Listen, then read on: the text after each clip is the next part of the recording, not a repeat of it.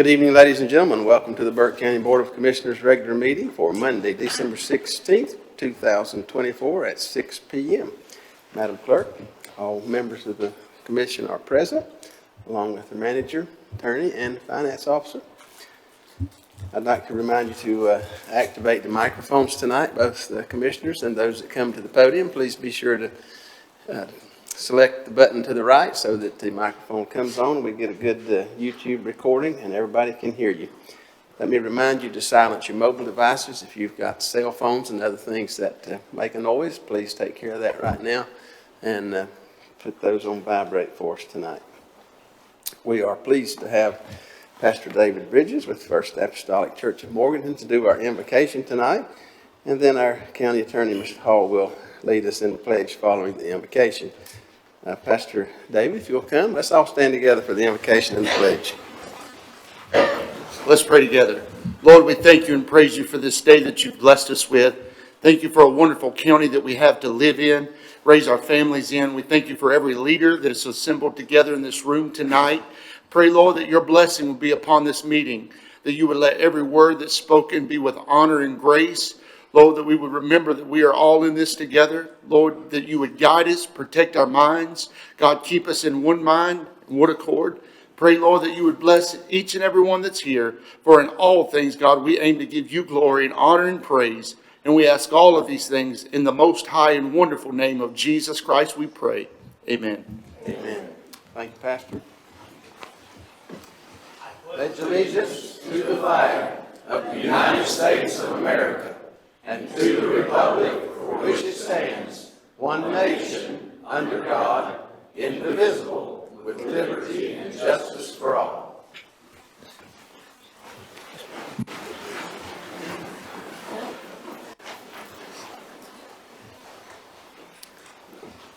This brings us to item number 4 of our agenda tonight, approval of agenda. And gentlemen, I'd like to ask for a couple items to be added that we're familiar with. We need to act on the attorney contract as we selected in our organizational meeting. And then I'd like to add item number 3 in presentations, an update from our county manager concerning Hurricane Helene and responses to that effort. Do I hear a motion to that? Mr. Chairman, I make a motion to approve the agenda as amended. Thank you, Mr. Burns. All those in favor signify by the uplifted hand. It's 5-0, Madam Clerk. Gentlemen, tonight we have approval of meeting minutes for September the 3rd, 2024 pre-agenda meeting and September 17th, 2024 regular meeting. You've had those for review. I would entertain a motion. Mr. Chairman, I make a motion to approve the meeting minutes as presented. Thank you, Mr. Smith. All those in favor signify by the uplifted hand. That is 5-0, Madam Clerk. Tonight we have several presentations. Our first presentation tonight will come from the County Manager, Certificate of Achievement for Excellence in Financial Reporting. Mr. Manager, along with Margaret Pierce, our Finance Director. Thank you, Mr. Chairman. Members of the board, we talked about this briefly at pre-agenda, and it's really just an opportunity to recognize the efforts of our Finance Department for the third consecutive year, which are the first and only 3 years that Burke County has achieved this recognition. It's a national level achievement for an excellence in financial reporting. With your permission, I'd like to invite Margaret up to talk about her team and the efforts that go into that. But this just exemplifies, I think, going above and beyond to make sure that as we prepare financial statements that are highly accurate and all those type of things, that that her team has received this level of recognition. I think it's something we shall be proud of. So, Margaret? Thank you very much. We're excited. The whole staff works on this. It's extra, like he said. We put in what's called the statistical section. There's 16 tables in there where we try to talk about operationally what's going on, what's happening in the economy. Those things aren't normally part of our report because they're not numbers that go through the checkbook, but we feel like they're important to put into the report. We also do what's called a letter of transmittal, where we talk a little bit more narratively about the county and what's happening and what we're seeing and what's going on. Those are some of the extra pieces. There's a few other little things you put in, but those are the big things. The staff helps me we divide it up and different people do different pieces and then we review it and we take, different people double check numbers and things. So it's really a group effort, but it is something we're proud of and excited. And we'll be submitting again for the June of 24 audit by the end of the year. So, thank you. All right, thank you, Margaret. Any questions for Margaret on this achievement? I just want to say congratulations and heartfelt appreciation for you and your staff. Thank you very much. Appreciate it. Thank you. Gentlemen, I entertain a motion to recognize and congratulate the Finance Department for this accomplishment. So moved, Mr. Chairman. Thank you, Mr. Burns. All those in favor signify by the uplifted hand. And again, Margaret and team, thank you for all that you do every day and throughout the year to keep us on track, our financial records. Item number 2 tonight in presentations comes from our sheriff, recognition of retirement for Macho, our K-9 officer. Sheriff, nice one. Tell us about Mr. Macho. Dawn and Papa wants to talk too. Tonight is really bittersweet for the Burke County Sheriff's Office. We are retiring our last K-9 Macho, and Macho is about a 10-year-old German Shepherd. He served with the Sheriff's Office for about 8.5 years, and for 8 years of that, he has been with Lieutenant Tim Branch. His wife Dawn is here, and granddaughter Piper is here with him. It's important that they're here because this dog not only serves the Sheriff's Office, but has become a part of Lieutenant Branch's family. The dog lives at their house and has become part of their family as well as ours. So it is bittersweet for us. Macho has been a great dog. He's a type of dog that you could take to a violent situation and leave that and go to a daycare or a school and run him through the schools and the kids could play with him. He's one of those dogs. And I'll tell you, I'm very proud of Lieutenant Tim Branch. He has given his heart and soul to this K-9. And I was telling Marty with the paper the other day in the interview that you can tell how much he's put into this K-9 whenever you talk to Lieutenant Branch. His face just lights up about Macho. And in that interview, the lieutenant started smiling when we was talking about Macho, and I looked at Marty and I said, just like that. And it was just the biggest smile, and he's done a fantastic job with this K-9, and we're very appreciative of Macho's work. I'll tell you a little bit about what Macho has done throughout his career at the Sheriff's Office.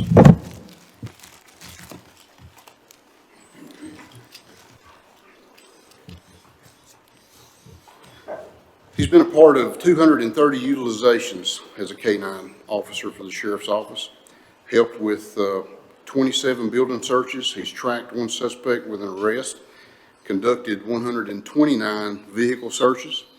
He's been a part of seizing 235 grams of marijuana, 1,138 grams of methamphetamines. He's been a part of 32 controlled substances arrests and many other utilizations that make up that 230. And he has been a great dog. And I would just like to present the lieutenant and Macho with a plaque of appreciation. For Macho, for your years of service at the Burke County Sheriff's Office, starting April 17th to October 2024, presented today's date by Sheriff Banks Heinzman of Burke County Sheriff's Office. And on here, the inscription of "Make a Friend." And whenever the lieutenant is out with Macho, especially in some of our public appearances, you can hear the lieutenant say, "Make a friend." And that's Macho's cue that it's okay to play with the kids or interact with the public. And but when the lieutenant says, "Go to work," Macho knows when it's time to go to work. And like I say, he's been a great dog. So I'd like to present this to you, Lieutenant. Thank you, sir. Thank you, sir. Thank you.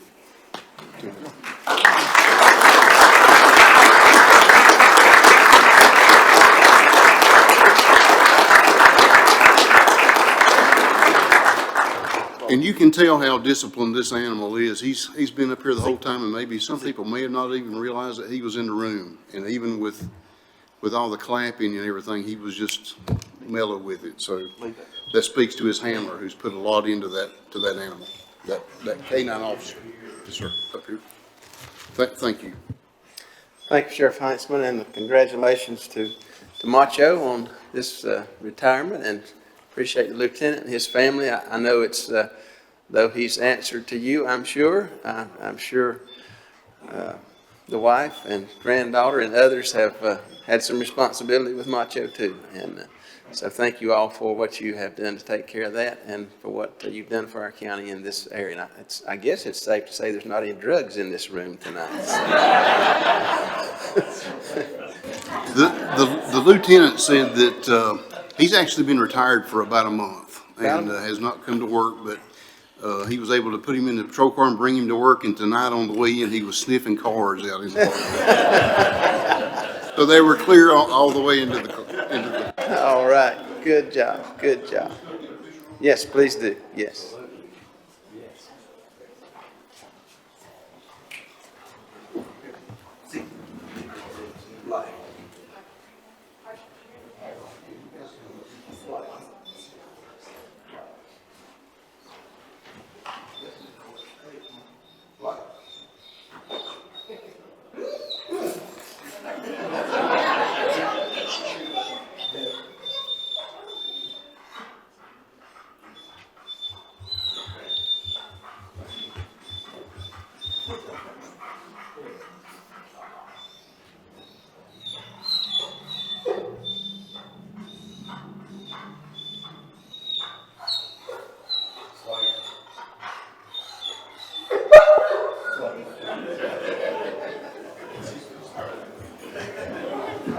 All right, let's give him another hand.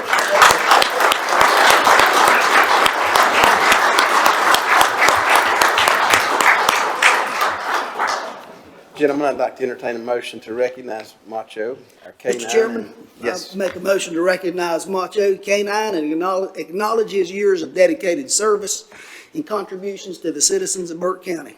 Thank you, Mr. Smith. All those in favor signify by the uplifted hand. That's 5-0. Thank you.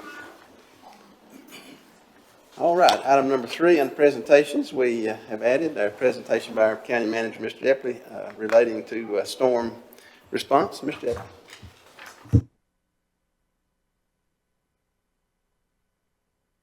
It's a tough one to follow.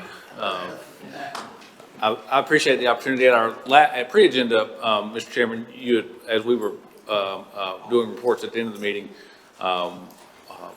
you had asked for an update on the storms, specifically in debris collection, and staff felt it was appropriate to maybe put something a little more formal together and a little more in-depth, comprehensive. So I've tried to put together a few slides, not only on the debris collection and where we are in disaster recovery process, but also some things that are some emerging issues, some things that we are working on that we see kind of around the corner that are good, just good things for our community to know, good things for the board to know, and maybe give a little bit of perspective as to what we're trying to manage. So today is day 79. It's hard to wrap your head around. It's been a very slow and methodical 79 days, but at the same time, it feels like it's just a blink. It has really gone quickly.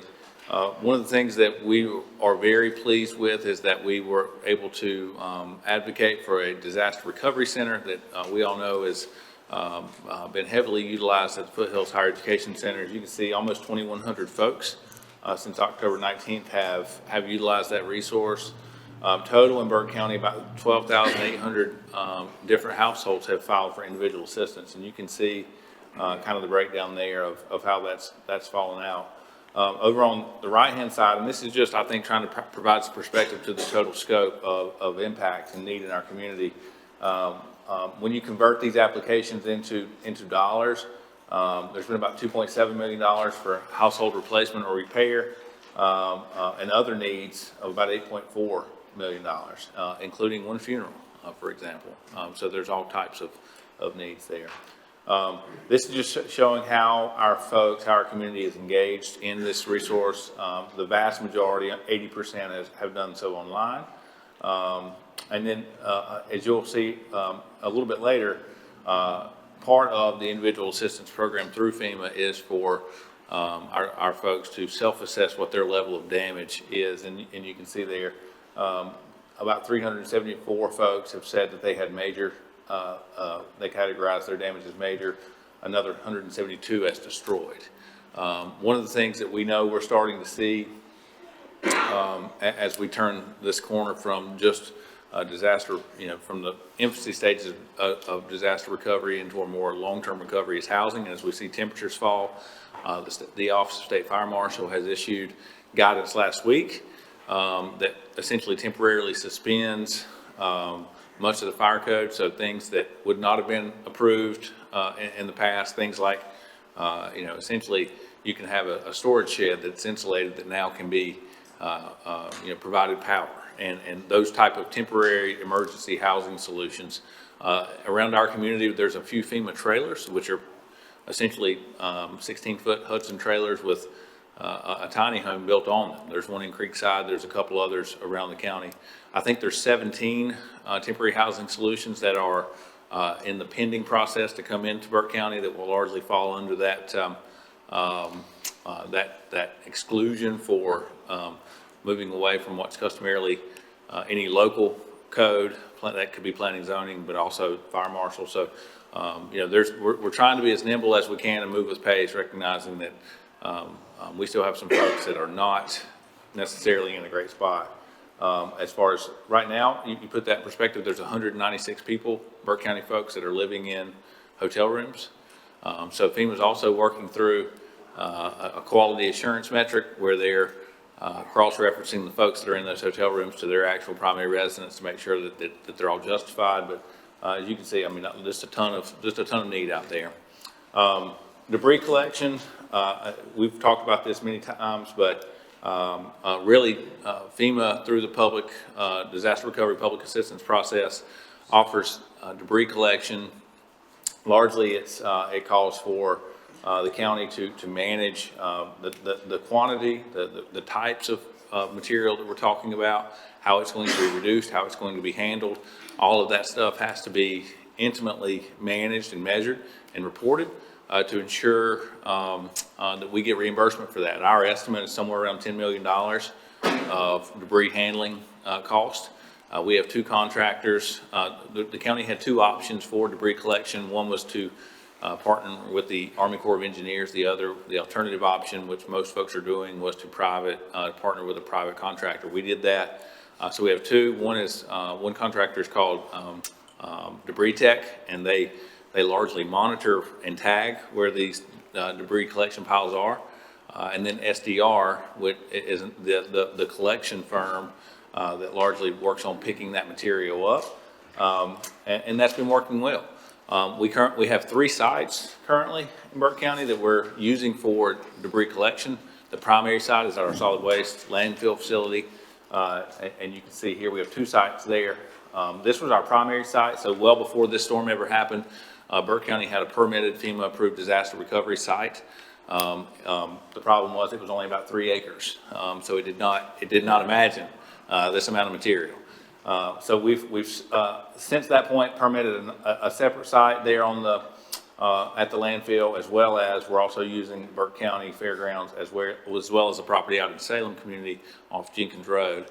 And really the primary advantage of the alternative sites is to reduce road traffic, right? We want our contractors to pick the debris up from the right of way and then to move it to a staging area that can keep them moving material. We don't want them hauling air, so that we can collect it quicker. Last Friday, we started air curtain burning or incinerating. This is actually from out at our landfill, and you can see that it's the most efficient way to dispose of this debris, which is just incredibly voluminous. We were one of the first counties to actually get started and to be permitted. We're still chipping at the fairgrounds, but even some of those chips will likely be moved to the landfill and then processed via this air curtain burner. To date, we've collected about 101,000 cubic yards. That's quite a bit. We average between 27, 30, 32 trucks per day. That can get to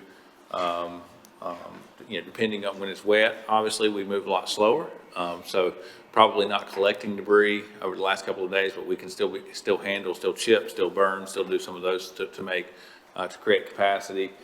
Our estimate is 600,000 cubic yards. That estimate gets refined as we go. That includes residential, commercial, also private gated communities. So we think we're about 18% there. And that matters because as a reminder, public assistance typically is a 75% federal cost with a 25% local share, and that local share in North Carolina historically has been 12.5% state, 12.5% county.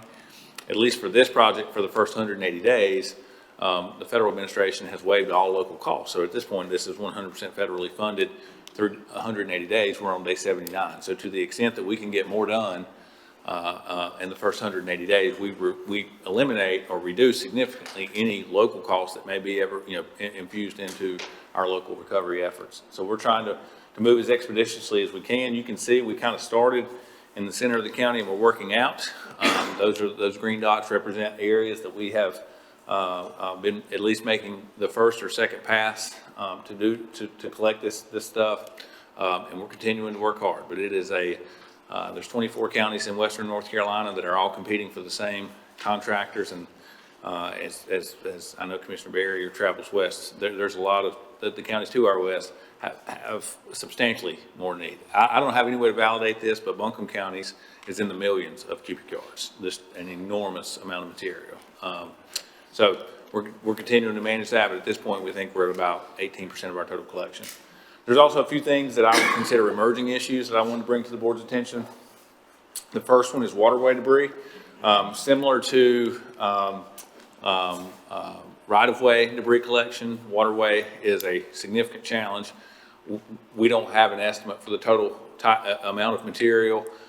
We know that there's automobiles, there's RVs, there's road culverts.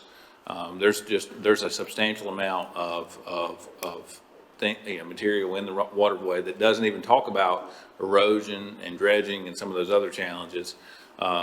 Similarly to the right-of-way collection, though, there's two options that we can choose from. One is requesting through the state EOC to work with the Army Corps of Engineers.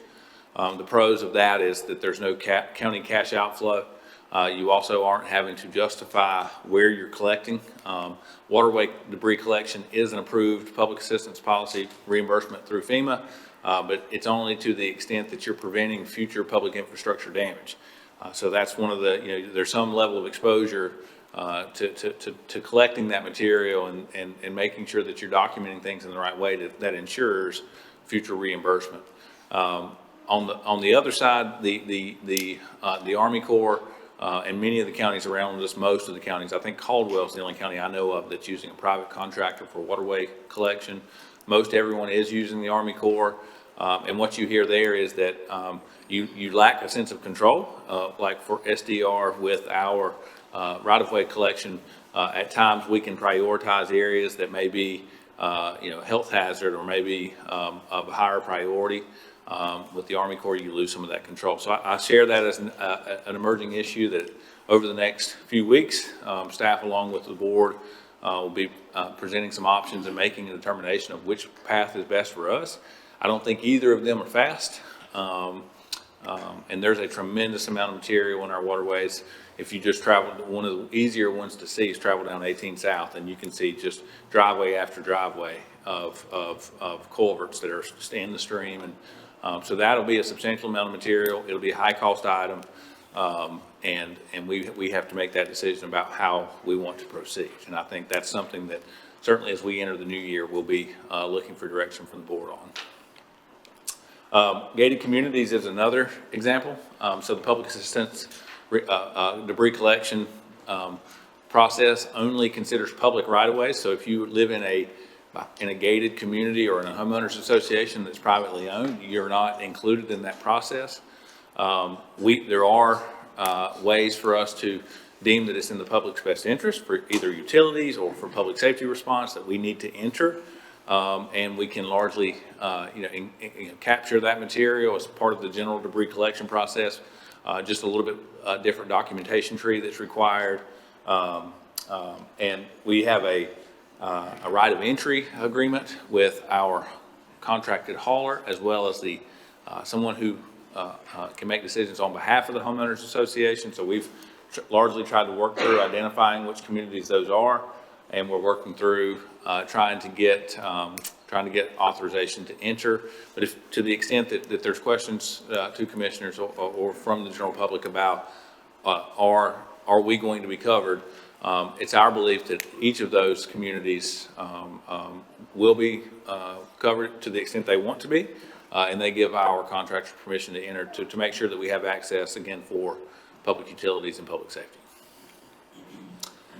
One of the more complicated opportunities is also an emerging issue is this home mitigation block grant. So this is a program that has been, it's funded through, as a block grant from the federal government to the state government. North Carolina has received $1.5 billion. Steve McGugan is the Assistant Emergency Management Director in charge of hazard mitigation. In the past, these types of programs largely had much more need than funding, and it's competitive literally across the state. But it's designed to provide a pathway for folks who have experienced some type of loss in the disaster. So for example, if someone's home was completely flooded, and they're in, as it relates to this particular block grant, and they're in the 1% floodplain and they have significant damage to their home and they're in a high risk area for that to happen again. Unlike in previous disasters where the county had to play a big role, what we've now learned is for this particular storm event, this block grant is going to be used and managed completely by the state. So that $1.5 billion that the federal government has given to the state of North Carolina will be managed largely between the State Department of Emergency Management and the homeowners. But for folks who have experienced that level of loss, they can fill out an application. They can engage with the State Department of Emergency Management. And there's three primary options that they have. So again, it's primarily focusing on those folks inside the 100-year floodplain, primarily focusing on people who are at high risk for future disaster, and who experienced significant damage in this storm. The application will flush all that out. But in those events, property owners can engage and receive funding to either elevate their house, so either 2 to 5 feet above the flood level. In some instances, they can get mitigation reconstruction dollars. And probably the most opportunistic opportunity is for acquisition. Acquisition is literally where the state would, through this application process for qualified homes and qualified property owners, provide market rate pre-storm dollars to people to buy their property. And then that property becomes essentially either federally or state-owned green space, public park in perpetuity forever.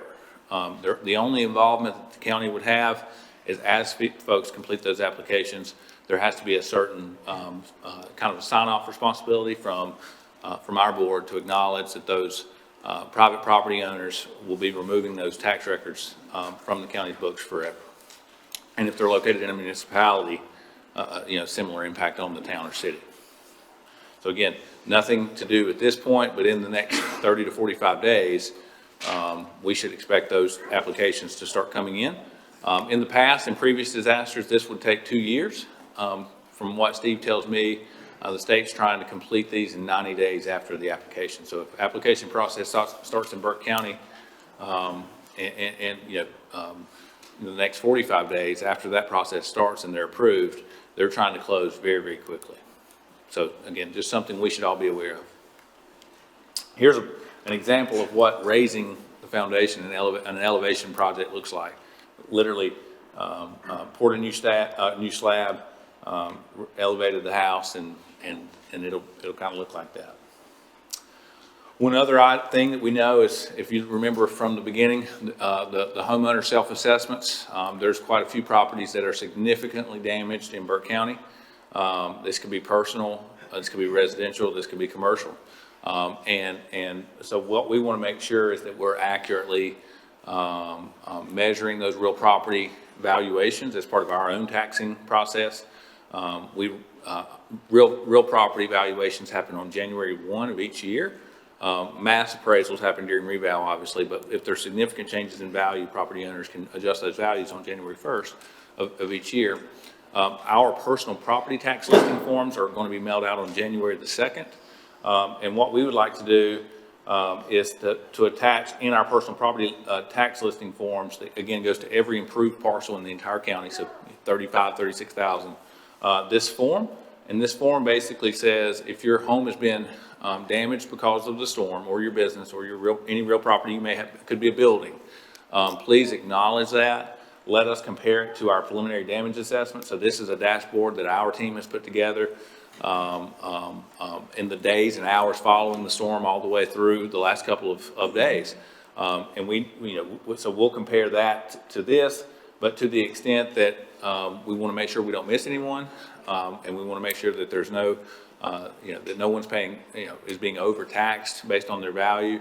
Our assessors will go out, and these are the compartments of adjusted tax value. So affected, this follows FEMA's damage assessment process. So affected would be like, my gutter's knocked off, right? You're still able to live at your house. There's no real significant change. Minor may be that the porch was damaged in somehow, but still you're able to live there. You have power, you have water. Major may be you had to move out for a while. Maybe a tree fell on your home and then destroyed, clearly is destroyed. And that second column would be the impairment, the change in property tax value as a percentage to each piece of real property. And that would be for a minimum of 12 months. And then by January 1 of 26, we'd have to reevaluate again for each of those properties. And so that's a little bit more of a comprehensive update than what I was able to give last time, Mr. Chairman. I'm happy to answer any questions you guys may have. I appreciate your time very I got a much. question, Brian. Yes, sir. On the properties, all the homeowners, like in a certain section, let's say like over Creekside there, would all the homeowners have to agree? Like if one of them said, hey, I'm selling out, I'm gonna get my assessment, do they all have to agree for that to work? I don't believe there needs to be unanimous consensus. I think that some may say, I choose to elevate. Some may say, I wish to sell. So I think it's going to be largely based on their application, status, whether they're approved or not approved individually, and then what they feel like is best for them and their family. Okay, one more thing, just to add on that. How would that work if some of the land is gonna be given up in a division there, and then you got neighbors on both sides that's got stilts or whatever? I mean, It could very much, I think what you're saying is, could the optic look different? Meaning, could you have an elevated home and then two empty lots and then an elevated home? Yes. Okay. Yes, that could happen. Mr. Chairman? Yes. So a quick question. Will this information that we're gathering on January 1st be shared with the cities?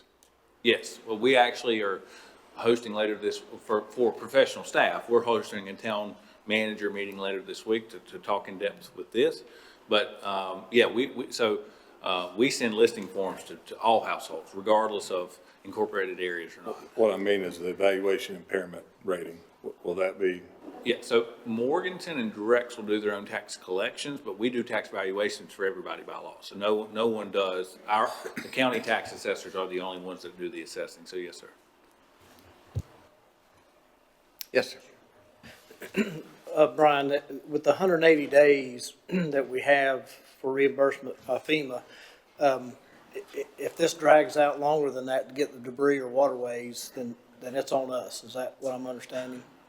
So for waterway debris collection, again, if we use Army Corps, there's no cost. But yes, if the 180 days is not extended, any public assistance that we're involved in, that could be right-of-way collection, waterway collection, that could be any program, then unless that's extended, yeah, there would be a shared local cost, unless the state picks up the entire 25%. Right now, the federal government's carrying all of that. I think there's some belief that the state may extend it, and the feds likely will not, but I think there's some conversation about the state maybe picking up that full 25, or maybe it's a 12.5 split. We don't know now, but the typical model is 75% federal and then a local share and state share, yes. Yeah, I guess the concern is if SDR is so pulled in so many directions in other counties around us, you know, are they having an issue being able to get enough of their subcontractors with trucks and dump trailers and skid steers and all that stuff? You know, that maybe we kind of take a lower priority and go beyond 180 days. Anything we can do, you think, from a county level to help find them more people if that's what they need? Yeah, so there's a link that we can, at one time it was on our website, we can recirculate that so that's there, that if you want to be a subcontractor, you can sign up. So encouraging folks who want to participate in that way, I think is one thing that we can do. Our incident management team is still meeting twice a week with SDR to talk about debris collection and manage it. We meet at 3:30 every Monday and every Thursday. I think your point's well made, though. At the end of the day, there's a finite amount of resources and a lot of people really competing for those. And many of the subcontractors that work for SDR also work for the Army Corps, who largely subs out everything too. So it's just, there's a limited amount of folks who can practice there, and so you want them working in your county. And just one other question, on the mitigation grant program. Since that's going to be managed by the state, how do they know, do they know who the people are that's had that kind of damage, and will they be contacting those folks individually? So, like in McDowell County, this coming Thursday, in a couple days, they're having an intake. So the county's helped advertise for the last couple of weeks that they're going to be in town, and they'll have, 9 or 10 people from state EM there, helping people complete applications and getting the photos they need and all the stuff. There's also an application on their website. So they don't seek these folks out. It is voluntary, 100% voluntary, and to utilize it, you have to know that it's available. Thank you. Does that answer your question? Yeah, it does. That's always a concern to me, that these folks are going to be out there and just trying to live their lives, and I'm seeing it happening all around us, and nobody's going to contact them, and they're not going to hear about it. So, Certainly for the ones we know, we could reach out to. I mean, we have our, our damage assessment, and we know in the 1% floodplain is a fairly, and that's absolutely their target. It's a fairly limited, area. So I think for, at least for county staff to reach out and make sure that everyone who's eligible is aware is realistic. That's not but I don't know that the state folks do that. Other questions? Yes. Mr. Eppley, am I to believe that it's going to be immaterial whether the homeowner had any type of home insurance, flood insurance under this program? They'll still be eligible, won't they? That's my understanding. I think all of that will be garnered through the application process. And another question is, what if the home was completely demolished and they still qualify? So if the home was completely wiped off of the foundation and is no longer there, they still qualify for acquisition at market value pre-storm. Okay. And going back to that, when you were talking a minute ago about they would pay fair market value, are you talking about like tax value? That the county has the home, because that's supposedly fair market value. We know that'll be, through the application process, negotiated between the homeowner and the state. So I don't know exactly what they consider fair market value. I know it's not tax value, and we know that our tax value right now in Burke County, our sales ratio is at 77%. So we're 23% below arm's length transaction fair market value. So how they determine that, I'm sure there's some methodology, but that's between the homeowner and the state EM. Other questions for Brian on this item? All right, thank you, Mr. Manager, for that good update for us. Helpful to understand what's happening in this area. This brings us to a special item we want to add in tonight on the presentations. And many of us had the opportunity this past week to come by and recognize our fire marshal and emergency management director in his retirement. And I'm glad to see Mr. Willis with us tonight. Mike has had 40 years of professional service in public safety and in relation to emergency management and fire. And I'm going to ask Mike to come forward at this time and we've got a special presentation we want to make. Mike's last day will be later this month. And Mike, if you'll just come on up here and turn face the crowd. I'm going to ask the commissioners to come down, and we're going to make a presentation.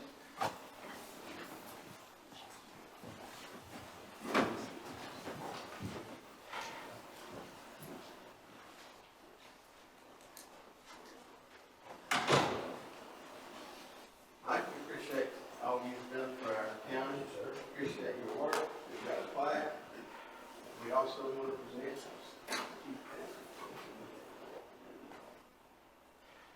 get a picture, and then I want all of our fire and emergency folks to come up.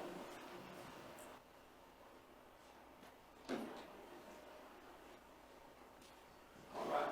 All you guys that are in the fire and emergency, come up and let's get a picture with Mike.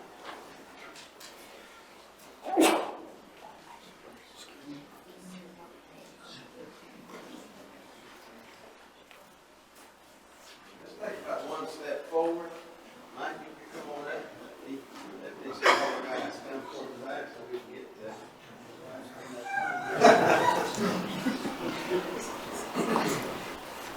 Mike's family, you guys come on up and join us.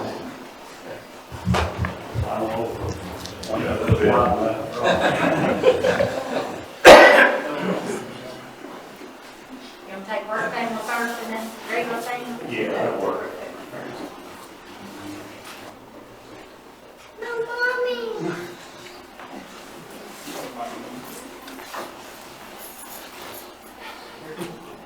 I can't help myself, Mike. We'll put it up at 105. Yeah, I'm gonna carry it in the gorge with me the next trip we go. Yes. 11 minutes. Come on up.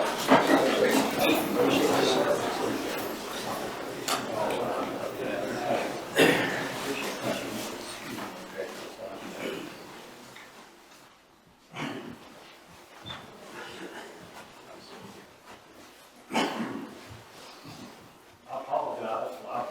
I have 2 kids, and my 2 kids have a bunch of kids. The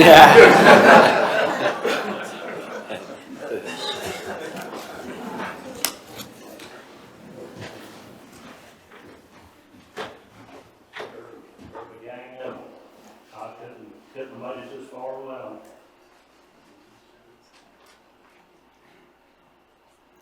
I'm trying to get some light. Thanks. And my parents too, my parents are watching online, so. Can't say anything, but thank you, I appreciate the county giving me the opportunity to serve. It's been a pleasure, but it's been a long 43 years, so it's time for me to go to Walmart or something. Do something a little bit different. So, I hope to spend more time with this crowd before they all get around. Yeah. That's like the box block. Thank you all very much. Thank you again.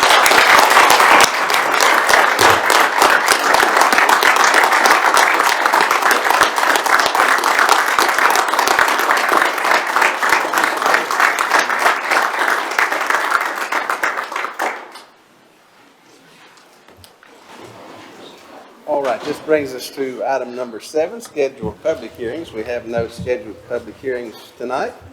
This will move us on to informal public comments. Madam Clerk, anybody signed up for a public comment tonight?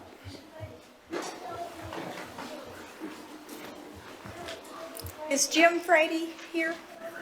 There he is. Come on up, Jim. Okay, sir, please state your name and address. My name is Jim Frady. I live at 249 Forest Glen Way in the River Glen community in Glen Alpine. On a personal note, I wanted to thank the board for everything that you guys have done, the county has done for our neighborhood. I wasn't directly affected. I live what we call Forest Glen Mountain, the backside of River Glen up there, but you know, a lot of our neighbors were affected, and especially Eagles Landing down below us. So certainly appreciate the efforts of the county stepping in. As an alderman with Glen Alpine, I certainly want to invite anyone to our meetings. We would love input from the county We know that we're poised for growth on the western end of the county, and we're looking forward to making decisions that will help the county grow in those regions. We've got a lot of potential in our market. We've got a lot of potential and a lot of enthusiasm with our citizens. Myself, certainly, I make myself open for anyone that would want to contact me. We're talking about it all the time on the board. We just purchased some land. We don't know what we're going to do with that yet, but we just purchased a big tract of land right there in Glen Alpine. Simpson Field is on our radar. I know you guys have purview of that right now, but we certainly would love to engage the conversation moving forward. I know that it's underutilized, and we would love to share the burden, and that's just speaking from myself. That's a personal opinion. I think it's forgotten about back there, and I think we all could do a little bit better of sharing our resources in that area. So as a town, we certainly are looking at that. So again, real briefly, wanted to thank the county for that, and looking forward to working with you guys in the future. So thank you. Thank you very much. Madam Clerk? That's all the cards I have. All right, thank you very much. With that, I'll close public comment tonight. We'll move on to item number 9, consent agenda, and I'll ask the county manager to review the consent agenda. Thank you, Mr. Chairman. Documentation detail for each of these items, obviously in your packet, fairly lengthy tonight, so bear with me as I work through it. Item 1 for consideration is the 2025 commission appointments for the Board of Commissioners. Item 2 is consideration for a resolution establishing your 2025 meeting schedule. Item 3 are the proposed rules of procedure for the 2025 year.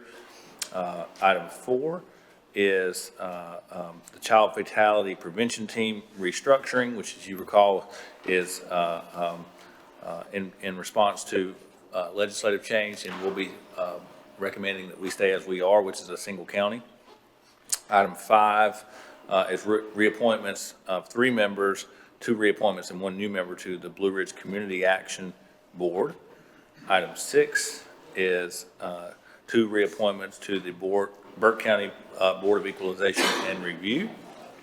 Item 7 is several adjustments to the EMS Peer Review Committee. There's a removal and several appointments and reappointments in your packet.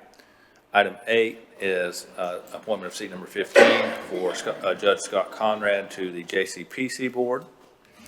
Item 9 is the appointment to the Morganton Planning ETJ Board, which has been open for some time. Item 10 is a resolution appointing and amending plat review officers for the City of Morganton, Valdez, and Roadhis. Item 11 is the minor adjustments to remaining terms for the Social Services Advisory Board to align those so that they fall appropriately. Item 12 is consideration for the adoption of our human resources policy modernization efforts, specifically Article 1 that were presented during pre-agenda. Item 13 is a resolution surplusing county property of K9 Macho, who we met earlier.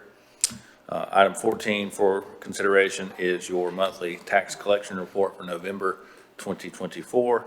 And item 15 for consideration is your November 2024 release and refund report. Mr. Chairman, happy to answer any questions you or the board may have. Thank you, Mr. Manager. Any questions on the consent agenda? Seeing here none, I'll entertain a motion. Mr. Chairman, I move to approve the consent agenda as presented. Thank you, Mr. Burns. All those in favor signify by the uplifted hand. 5-0. All right, this brings us to item number 10, items for decision. We have several items tonight. This first item will come from the clerk, appointments or reappointments to the Library Board of Trustees. Madam Clerk.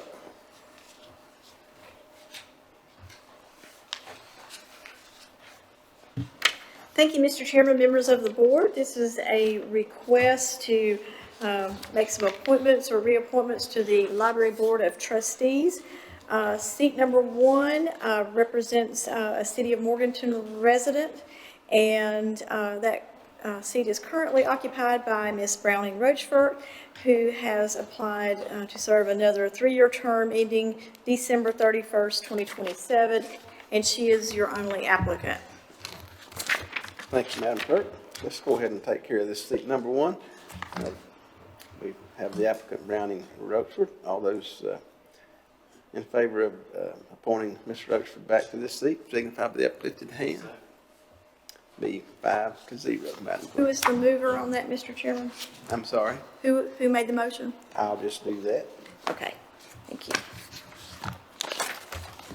Next, we have seat number 4, which represents an at-large seat for a 3-year term ending December 31st, 2027. Your current member is Mark Patrick, and we also have applications from Locke Huffman representing the East, or Janice Gravely representing the West, and this is to complete a 3-year term ending December 31st, 2027. All right, thank you, Madam Clerk. Since we have a number of applicants for this seat, I'll open the floor for nominees for this seat. Mr. Chairman, I nominate Mark Patrick. We have a nomination for Mark Patrick. Are there other nominations? Hearing none, I'll close nominations. All those in favor of Mr. Patrick indicate by the uplifted hand. It's 5-0.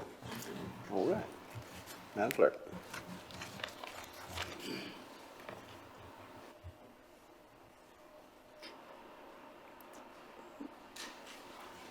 Number 2, recognitions and public health advisor. You ready to go to that one? I am. Okay, carry on. Thank you. This is a request to make several appointments to the Public Health Advisory Board. Seat number 1 represents a pharmacist. Your current member is Jessie Stout. She is the only applicant on file, and this is for a pharmacist for a 3-year term ending December 31st, 2027. Thank you, Madam Clerk. Being that Jessie Stout's the only applicant for this seat, I'll make a motion to reappoint Jessie Stout to the Public Health Advisory Board for seat number 1. All those in favor signify by the uplifted hand. It'll be 5-0. Thank you. The next seat is seat number 5, which is for an optometrist or private citizen. The term is 3-year term ending December 31st, 2027. Your current member is Isaac Crouch, and you also have a good number of applications on file. William Reed, Jacob Brown, Dylan Smith, Crystal Gupton, or Ken Bonfield. Thank you, Madam Clerk. Gentlemen, I would remind you that this seat is a seat that statutorily is directed toward an optometrist, and in the past, we've not been able to fill that with an optometrist. And we do have an applicant. I'll just note tonight that Ken Bonfield is an ophthalmologist. So with that information, I will open the floor for nominations for this seat.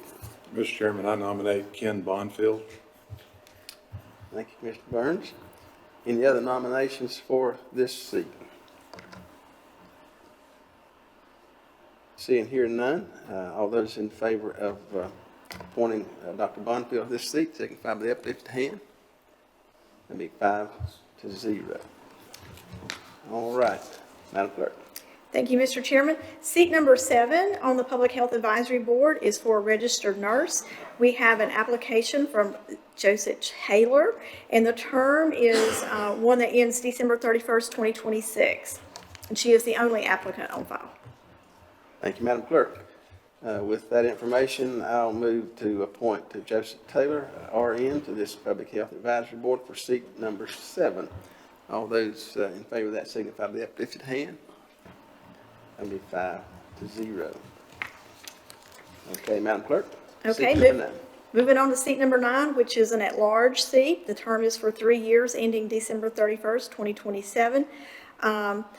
Kami Irvin is your current member, and she has applied, as well as William Reed, Jacob Brown, Dylan Smith, and Crystal Gupton. Thank you, Madam Clerk, and I would remind you, as Dr. Bonfield was appointed to a previous seat, he would not be eligible for this spot, and because Isaac Crouch was not reappointed at the seat number 5, he would be eligible for appointment to seat number 9 at large. Thank you, Mr. Chairman, that is correct. Thank you. So with that information, gentlemen, I'll open the floor for nominations. Mr. Chairman, I did notice we had one applicant with a bachelor's degree in public health and a master's degree in health benefits design, and I'd like to nominate Crystal Gupton.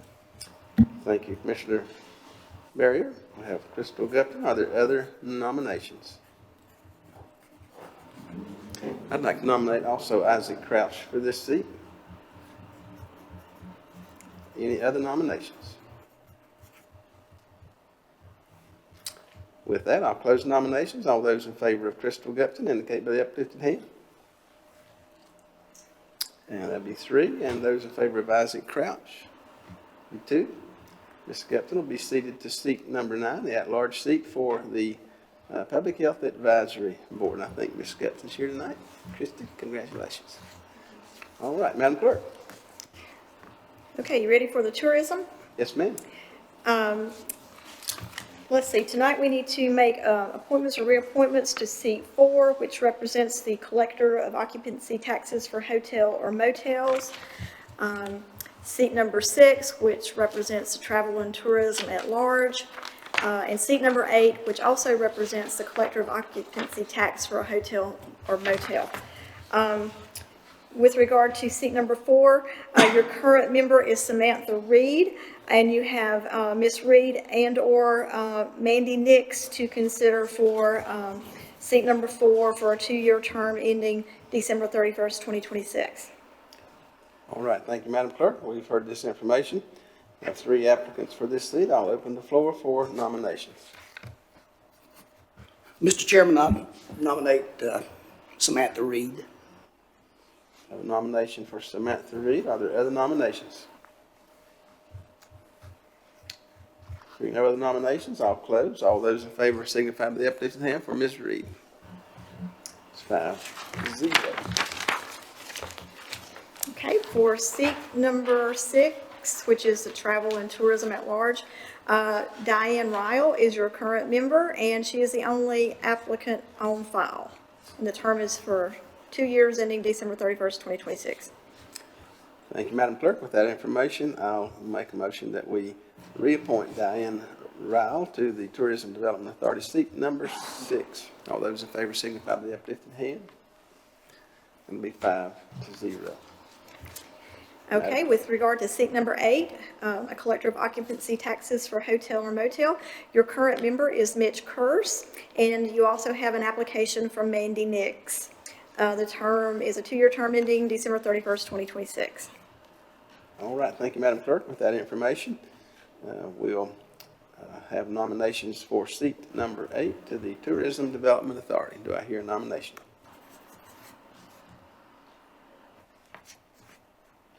Mr. Chairman, I'll nominate Mitch Curse. Okay, thank you, Mr. Smith. Any other nominations? Hearing none, I'll close nominations. All those in favor of Mr. Curse indicate by the uplifted hand. 5-0, Madam Clerk. And then our last requested action is to appoint Commissioner Phil Smith as the chair of the Tourism Development Authority for 2025. Thank you, Madam Clerk. Gentlemen, you've heard the information. Do I hear a motion to select Commissioner Smith as chair of the Tourism Development Authority? Mr. Chairman, I'll make a motion to select Commissioner Smith. Thank you, Mr. Barry. All those in favor signify by the uplifted hand. Be 5-0. All right. Thank you, Madam Clerk. Thank you. You made it through that quite well. All right. Item number 4, decisions tonight, is to consider our county attorney contract. We did not have that available at the time of the organizational meeting. Gentlemen, you've had that information. Mr. Manager, any additions to that? The staff report is in the packet. I think it's largely what you're all aware of. I'm happy to provide any additional or answer any questions you all may have, but I think the staff report contains most of the relative information, Mr. Chairman. All right. Thank you, Mr. Manager. All right, gentlemen, you have the information. Do I hear a motion to accept this contract? Mr. Chairman, I make a motion to execute the contract. All right. Thank you, Mr. Burns. All those in favor signify by the uplifted hand. That'll be 5-0. All right, this brings us to item number 11, reports and comments. We have a report tonight from Partners Health, and we're glad to have Dr. Paul Holden with us tonight. Paul, good to see you. Thank you, sir. Thanks for allowing us to come and to speak to you for a few minutes about partners. And I'll try and make it as brief as possible. I think sometimes I like to at least spend a minute and a half talking about what Partners is. In the state of North Carolina, there are 4 managed care organizations, and they run the span of North Carolina for mental health and substance use issues. And so we are, in this side of the state, mostly from Forsyth to Rutherford, and we work with 15 counties. The thing that I think is kind of important for folks to know is that the reason for managed care organizations is to try to keep Medicaid funds on a consistent basis each year. Without that, if the contracts weren't handled by a particular agency in a county, the cost could go up and down precipitously on any given year. So that's the reason behind a managed care organization in the state. So Partners is responsible for having contracts with all the providers that are in Burke County that would provide mental health or substance use services for your county residents. It's only for Medicaid members. One of the things I think you should know is that Partners doesn't provide direct services. I think that's a misnomer for folks. We have care managers that work with Medicaid members, but we don't provide services. So like if you're thinking that someone goes to a counseling service, that's not what Partners does. We just manage that part of it. The providers are already here in Burke County, and they request applications of Partners, and then we sign a contract with them so that they can be a Medicaid provider. So that's primarily our role. Also, and it's largely my role, is to help to provide leadership and support in Burke County for collaborative efforts that we're doing in terms of mental health and substance use. One of the things in the state of North Carolina and, well, Medicaid in general is an emphasis on choice. So I just want you to know it's just not one big pot of Medicaid money. In Burke County, there are 4 what we call standard plans, regular insurance companies that have a contract with the state that it's just like an employee insurance company where you could select your providers there. So that's one way to do that. It's usually for folks that don't have need of mental health, substance use services frequently. Another way to do it is to have what's called Medicaid Direct, which is you don't choose anybody, but you must go to a provider that accepts Medicaid, and then that provider bills Partners, and then we reimburse that provider. As of July 1st, there's another element. It's called the Tailored Plan, and that's for selected folks who have plenty of challenges in life in addition to those for mental health. And so what we do is we provide a care manager for health aspects of it too. So as of July 1st, the managed care organizations went broader than just mental health. They now incorporate physical health too. And our care manager kind of takes people and makes sure that they can meet all their appointments, knows who to go to, and so that they can be healthy and be a productive citizen in Burke County. So that's primarily I want to just kind of give a little bit of background. I think sometimes there's misunderstanding about what a managed care organization does. So I'll just highlight just a couple things and not get too far into the weeds here. If we could just go to the next slide there. The Medicaid members that Partners has provided services for, that we've reimbursed for, just so you know, that's 500, the 4207, that's 500 more than the previous year. So people are availing themselves of the services in Burke County. That's a good thing. The penetration rate talks about 48%. That means for everybody who's eligible for Medicaid, that 48% of those choose to look for different services in Burke County with regard to mental health and substance use. So the higher your penetration rate, the better you think that we're working with the residents of that particular county. We can go to the next one. So the large, just not to get too much, like I said, in the details, but see, if you look here for mental health for adults, that's your largest number by far, 1,781 folks who are Medicaid. Non-Medicaid, the reason for that column is that the state provides funding for folks that are not Medicaid eligible, and so we're able to assist with their services. So 1,781 is a pretty large number. You can go to the next one.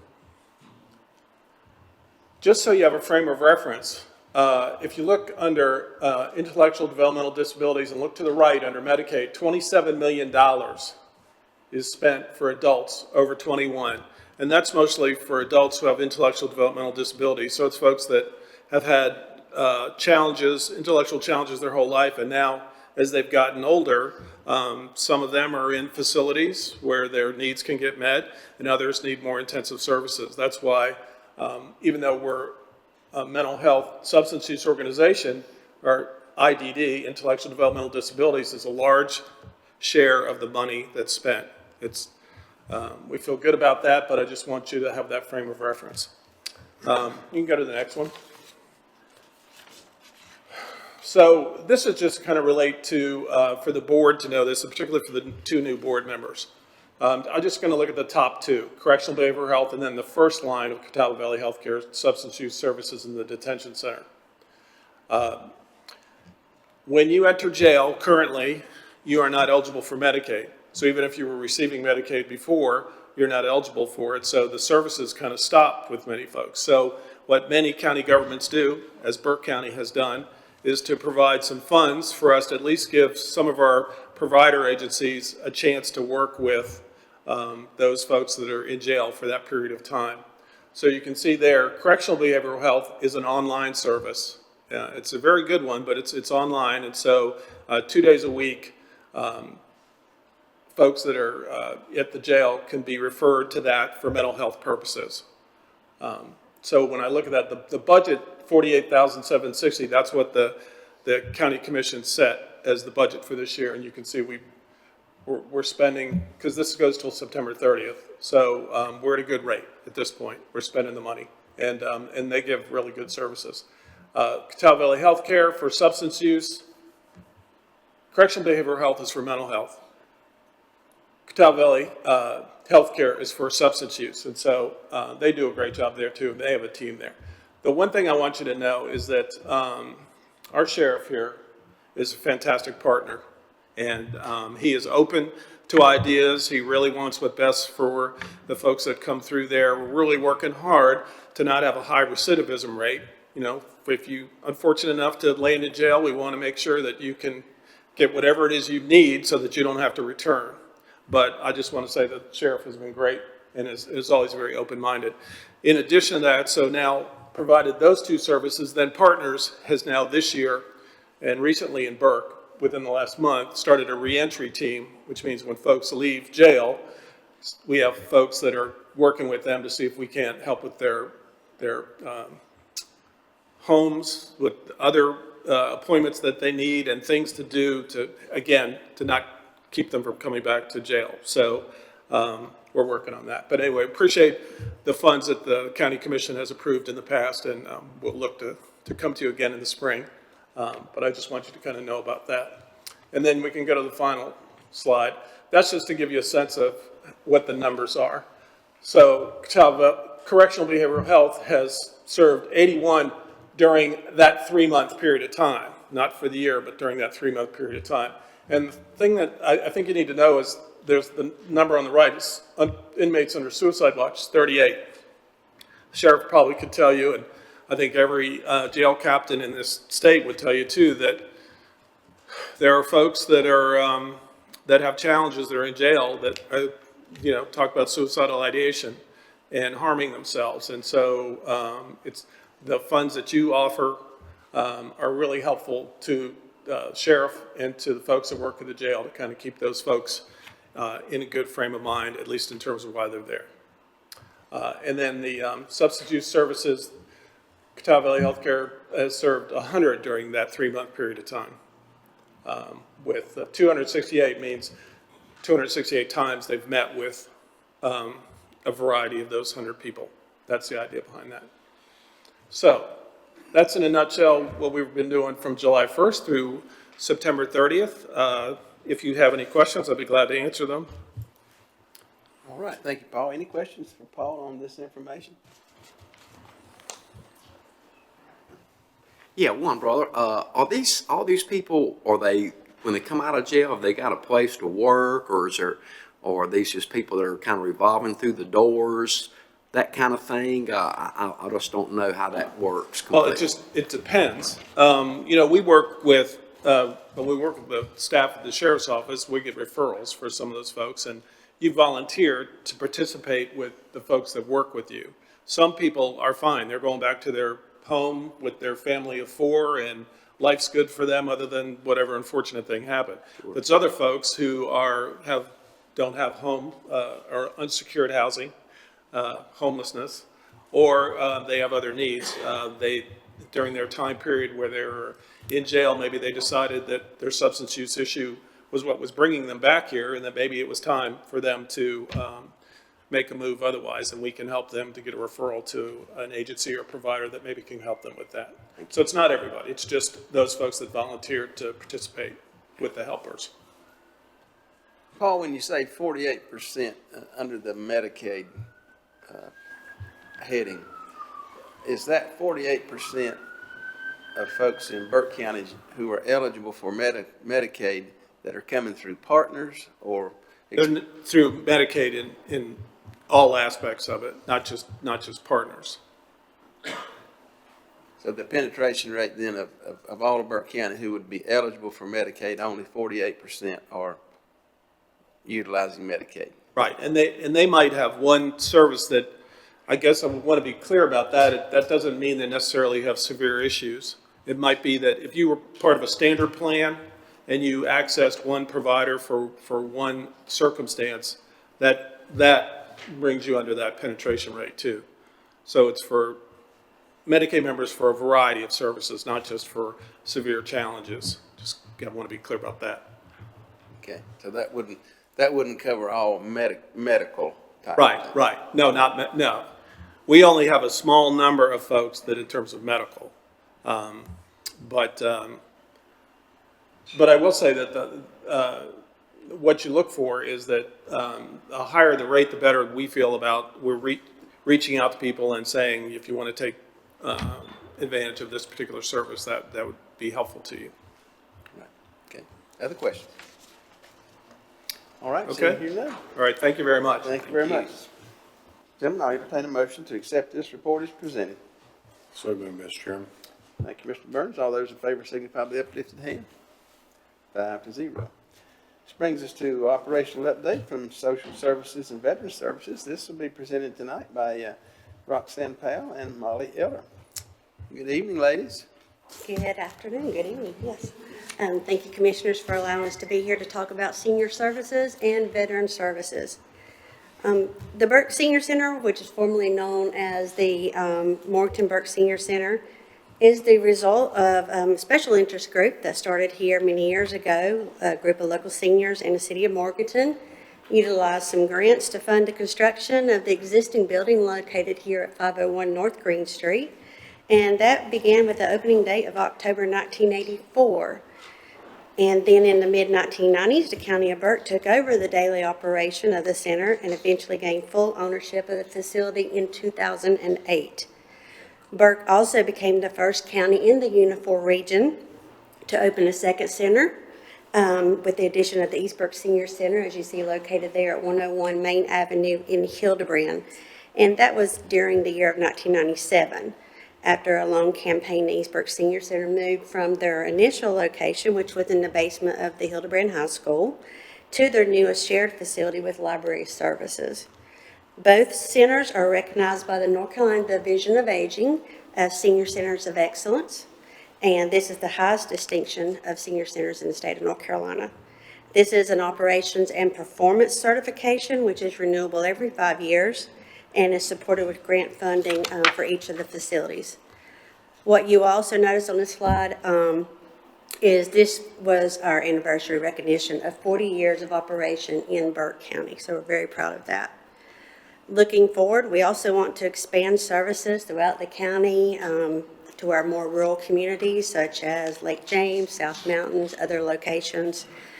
We will partner with available resources in those areas, hoping to reach out with fire departments, churches, anyone that would open their doors to host us, and also sponsor our mobile senior center efforts. Next slide. All right, volunteers. We currently have over 192 active volunteers within our senior services. They contribute approximately 8,000 hours of dedication. Our volunteers are vital to the existence of our activities and programs. Many of our volunteers have shared their time with us for well over 10 years or more. As you can see in the slides, some of the volunteer opportunities that we have is the TAB program, which is like the Are You OK program, where we call our daily shut-ins, our homebound seniors. Meals on Wheels, of course, delivering through 13 different routes. They also serve as instructors of our activities and our wellness programs, doing technology assistance, staff support, answering telephones, helping folks when they walk in the door, serve on councils, community ambassadors, helping us with outreach, and with SHIP Medicare counseling as well. National Volunteer Month is coming up in April each year. This year's theme for 2025 is called Connecting Communities, and we feel like we're already doing that. So I feel like we're ahead of the game there. This is the time each year we also recognize the contribution of our volunteers and also encourage people to get more involved with us. Next slide. Senior programs.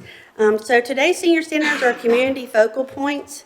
This is where active older adults will connect with vital community services. That can also help them stay healthy and independent.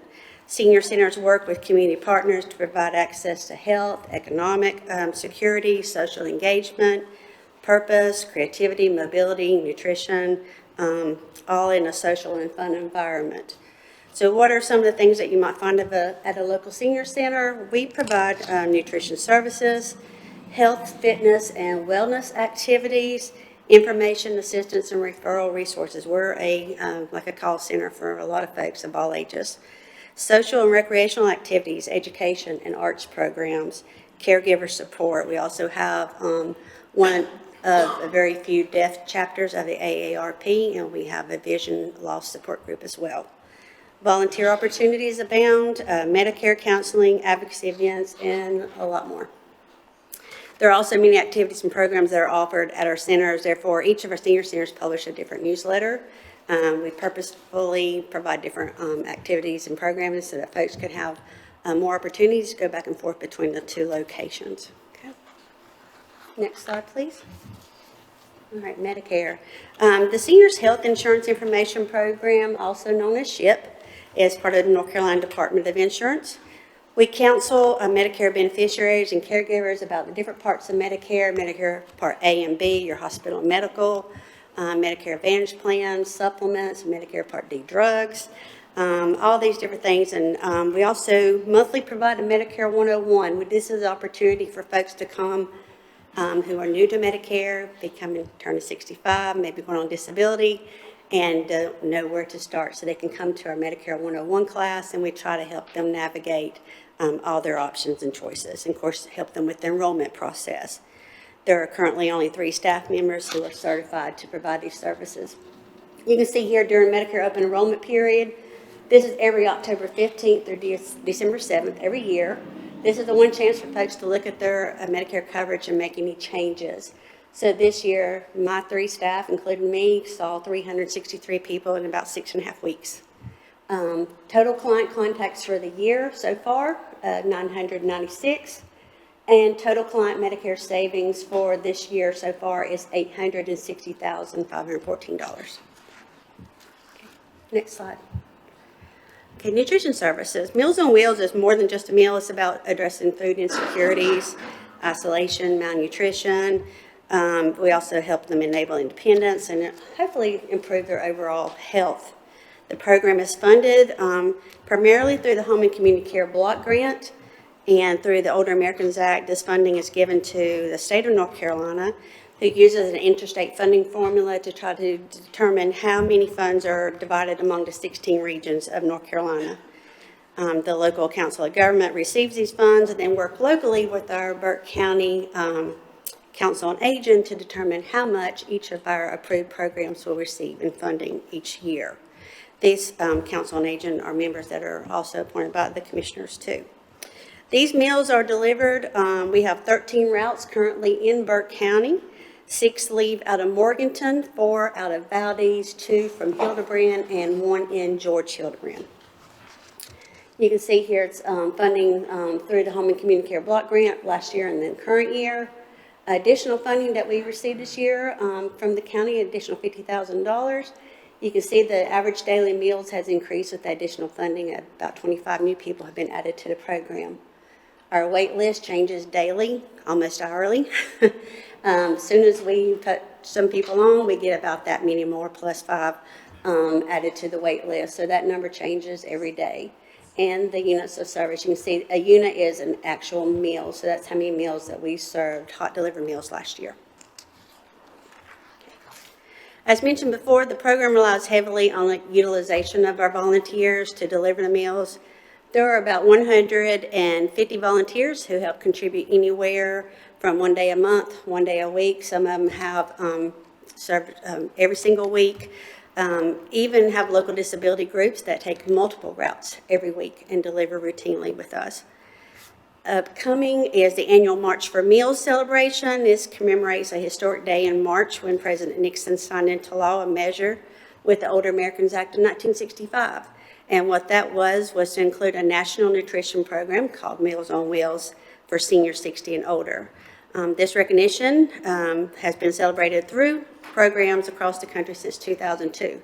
So beginning in March, we will be contacting each of you and inviting you to ride along with us and help deliver meals and help see the individuals that we're trying to serve in the community. Next slide. All right, customer service. So this slide displays data that's collected from the customer service kiosk located inside of our Burke County Senior Center. This collects feedback from both the Senior Center and Veteran Service participants. Okay. As you can see, we received a combined overall 99% positive satisfaction feedback, which I believe is because of the valuable services that we're providing in-house. Okay. Any questions so far? Okay. Before we move on to Veteran Services portion, I'd like to introduce to you one of our participants, Ms. Linda McGalliard, who would like to share briefly some of her experiences with our senior services. That's great. Ms. Linda?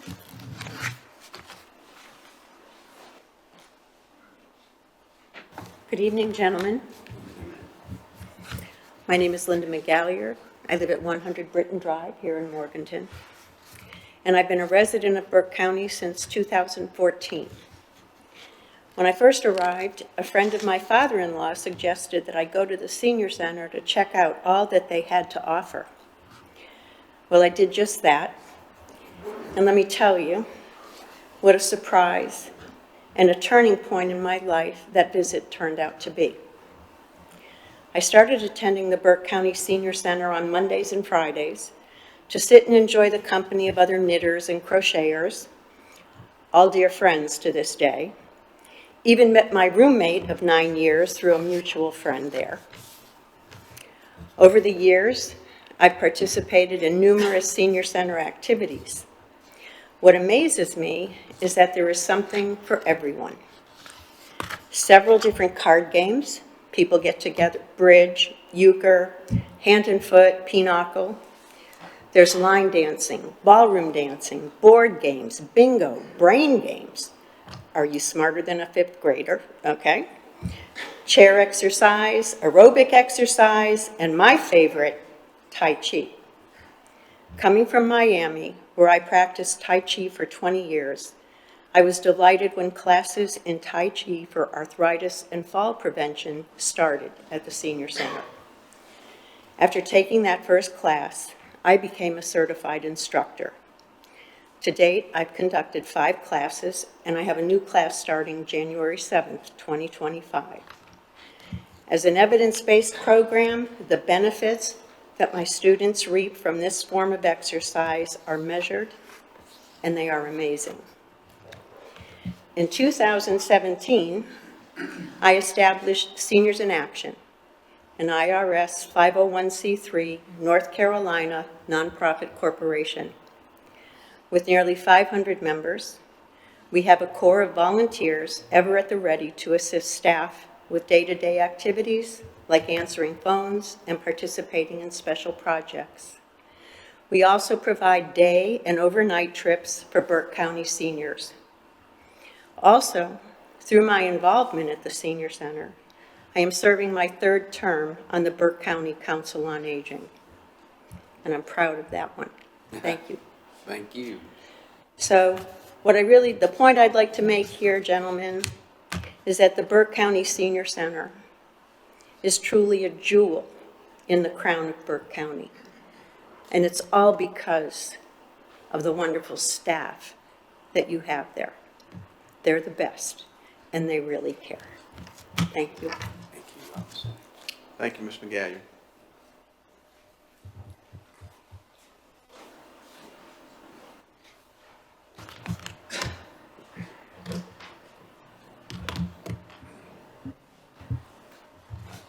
Good evening, Mr. Chairman, members of the board. I am Molly Eller for the Burke County Veteran Services.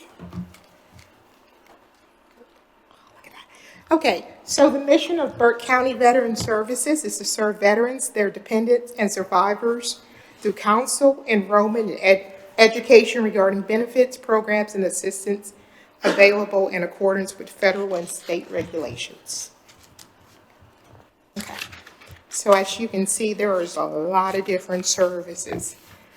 So Burke County has provided $81,655 allocated to veterans of Burke County. So some of the services provided are transportation. The VA provides transportations to veterans to get to their appointments, to get to the VA. They also provide compensation for disability for those service-connected injuries. There is life insurance for veterans.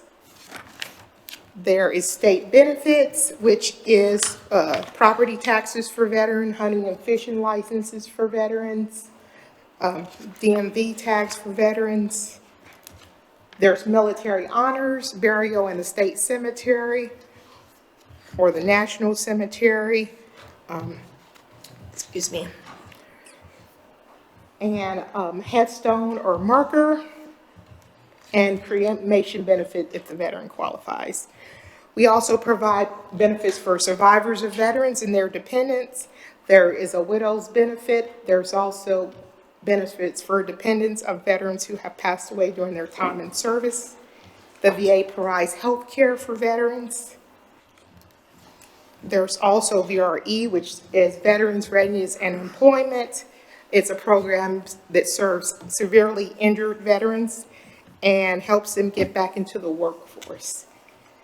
And education, there's scholarship programs for veterans, and there's also scholarship programs for dependents of veterans. There's housing for veterans, that's for homeless veterans, and there's also VA home loans for veterans. Ah, lovely. Programs. So Blue Ridge Honor Flight. This is a flight that flies out of Asheville. It travels veterans to Washington, D.C. to visit all the veteran monuments in D.C. Memorial Day program. This is a program to remember all the fallen veterans. And Operation Greenlight. This runs 1 week before Veterans Day and runs until Veterans Day every year in November. Vet Smiles is a dental program that provides free dental care to low-income veterans. Our Veterans Day program is to honor all veterans who served in the United States military. Veterans Stand Down is a day of rest and recovery for veterans. There's everything from hot meals, hot food, haircuts, dental services at these stand downs. There's usually 2 a year, one in the springtime and one in the fall. VTC, that's Veterans Treatment Court. This helps justice-involved veterans stay out of jail and prison.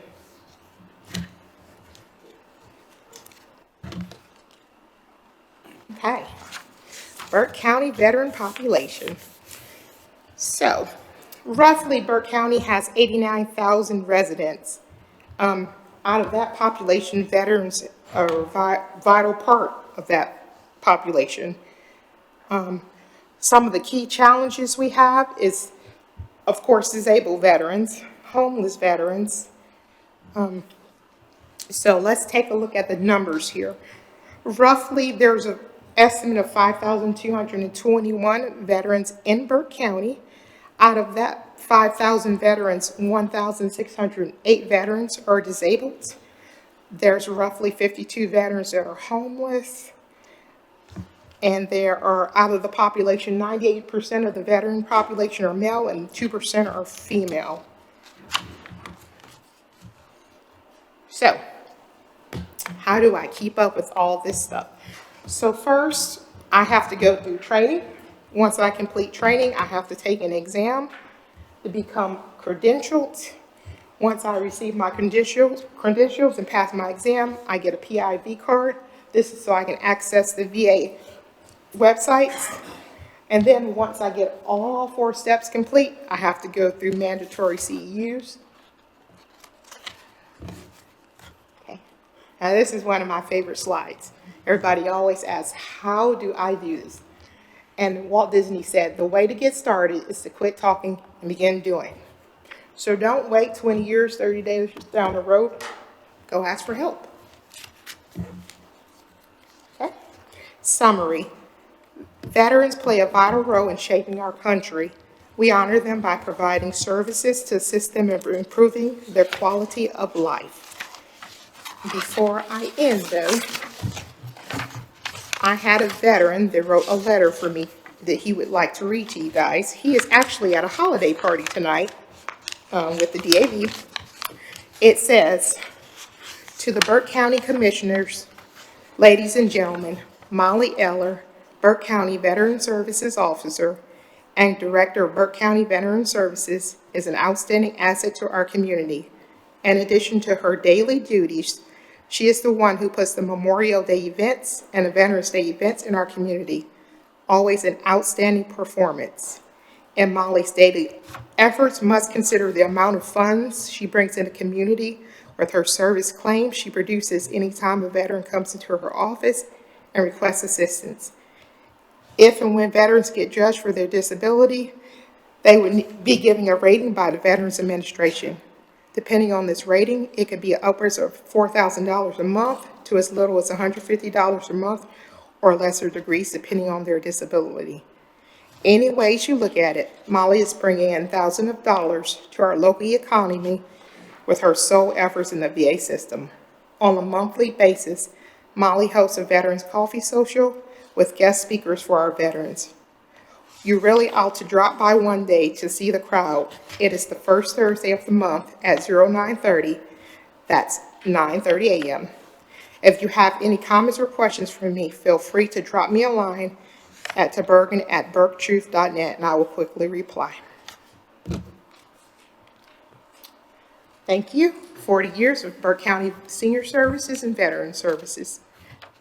Any questions, gentlemen? Thank you, Molly. Great reports from both of you guys. Any questions for Molly or Roxanne? I don't have a question, I've got a comment. I think that the money we spend on senior services and veteran services is about the best well-spent money that the county provides. I thank you both for what you do. However, Ms. Powell pointed right at me when she said the word 65 years old. I'm 39. If I live to January, I'll be 39. And holding, sir. Thank you for all y'all do, seriously. Thank you. Just one thing. Well, I'm sorry, just real quick, where's the Veteran Services at?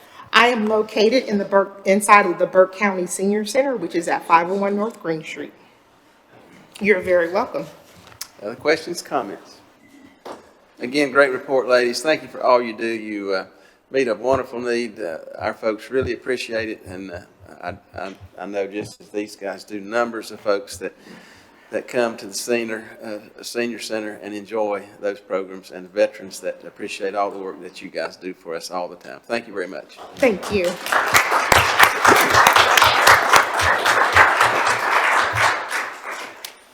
All right, gentlemen, this brings us to item number 3. Comes from, okay, let's have a vote to, motion to accept the reports as presented. Mr. Chairman, I make a motion to accept the reports as presented. All those in favor signify by the uplifted hand. 5-0. Thank you for keeping me on track. Number 3, Board of Commissioners reports and comments. We'll receive reports and comments from the board and staff at this time. We'll start down there with Ms. Margaret. No report, just wish everyone a safe and happy holiday season. All right, thank you, Mark. Mr. Attorney?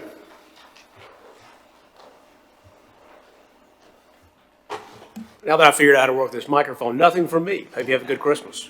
All right, thank you. Madam Clerk? Thank you, Mr. Chairman, members of the board. Just wanted to wish you all a Merry Christmas and a Happy New Year. Thank you. Mr. Manager? Same from our family. All right, thank you. Commissioner Stroud? Yes, I'm excited about the season and just seeing everybody united together and moving forward. And man, we just got the best years ahead of us. Congratulations, Destin. All right, Mr. Burns? Just wanted to extend a very Merry Christmas to all of you out there, all of you watching at home. From my family to yours, Merry Christmas. Thank you, Mr. Burns. Commissioner Smith, Vice Chair? Yep, I'm sorry, sir, I don't hear good from my military service sometimes. I don't know your last name, Jim, but thank you for coming and saying nice things. We don't always get a lot of people that are happy with us coming in here wanting to speak to us, but I thank you, and I want to wish everybody in the audience and everybody at home that's watching a safe and happy Merry Christmas and a Happy New Year. Yes, thank you. Mr. Barry? Thank you, Mr. Chairman. Just to give you guys an update, I know Mike's busy as well. We, as new commissioners, have scheduled meetings with different folks. About being on the library board, I have met with Director Jim Wilson and got to see all the great things our libraries are doing throughout the county. I've met with Mr. Wood at Burke Development. I've stopped at our Jonas Ridge and 18 South convenience sites and spent some time with those folks and told them how much we appreciate them. And just today, Sheriff Heitzman was kind enough to spend 2 hours with me going through his offices and meeting his personnel in the jail, Captain Huffman. And the sheriff took me through today and really had a great time, and I appreciate, Awesome. to see what our county folks are doing. And Merry Christmas to everybody out there. Yes. And hope you have a blessed holiday. Thank you. Thank you, Commissioner Barry. And along with the rest of the guys, let me wish everyone a Merry Christmas and Happy New Year as we proceed into the holiday season. It's thank you for being here tonight and being a part of our meeting. A few courtesy reminders. The Morganton Christmas Parade will be tomorrow night, December the 17th.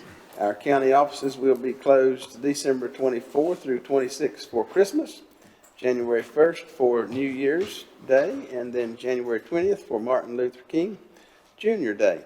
Our next meeting date will be January 7th, our pre-agenda meeting at 3 p.m.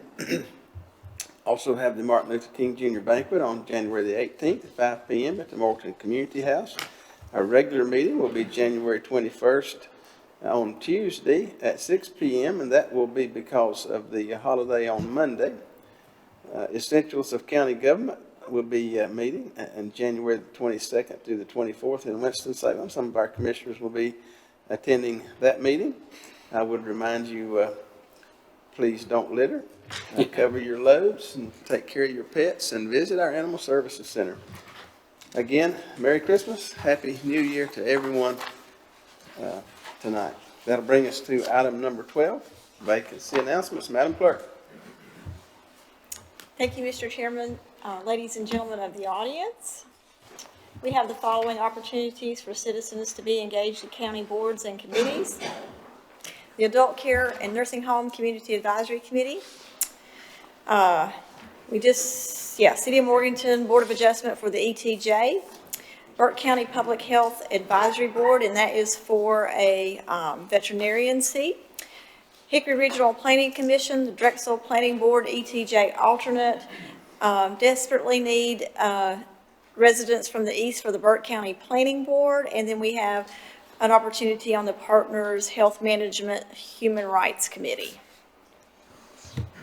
All right, thank you for those announcements, Madam Clerk. I would encourage you, those who are present tonight, those watching online, to consider some of these vacancy announcements. If you have time and could work on some of these boards and committees, we would certainly encourage you to consider that. You can contact our clerk's office for application or get application online and give your help to our county in all these different areas.